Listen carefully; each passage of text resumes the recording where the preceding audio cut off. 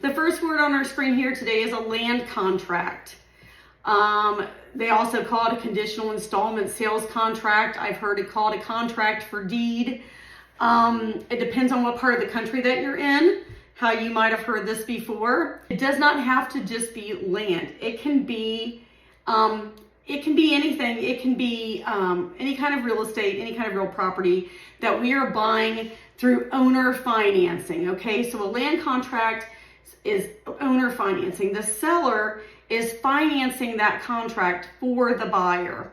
Okay, and so the buyer is going to make payments to the seller, and then at some future date, depending on the terms of the contract, the seller will give the deed to the buyer if all the terms of the contract are met.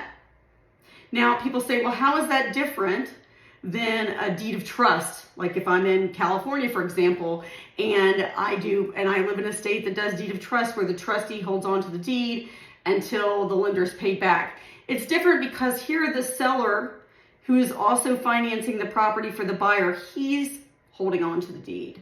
And he's going to keep that deed until the terms of the contract are met. And then at some future point, he's going to transfer the deed to the buyer once he's satisfied the contract. When we are talking about a land contract and owner financing, who may want or be interested as a buyer in doing a land contract? Who would, as a buyer, possibly want to do a land contract rather than going through the bank for financing? What could be the advantage to the buyer? And then we'll talk about the seller in just a minute. The big advantage for a buyer is that the buyer doesn't have to qualify. The buyer doesn't have to qualify through the typical channels, right? It could be a hard time getting a loan, Esther. That's a good point.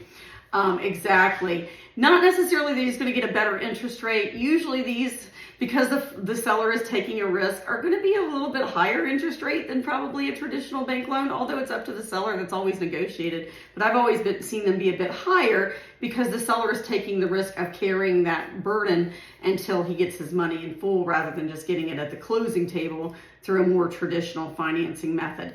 Now, a lot of times I've seen these done if a person has a lot of acreage in a small house. So banks tend to like to lend on houses rather than land, right? Because that's what their value want. They want the value to be in the house rather than the land. So a lot of times when we have an excess amount of land and a pretty small insignificant house or building on the property, it's a little trickier to get financing. So sometimes this happens in rural areas where we do the owner financing or the land contract. I've seen that.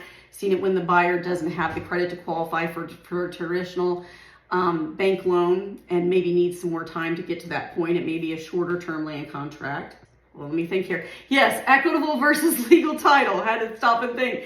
So in this situation, the buyer has equitable title because he doesn't have the deed until the contract's done. And the seller has the legal title until the contract's finished. And then they'll eventually, once the deed is transferred at the end, he'll give the legal title to the buyer.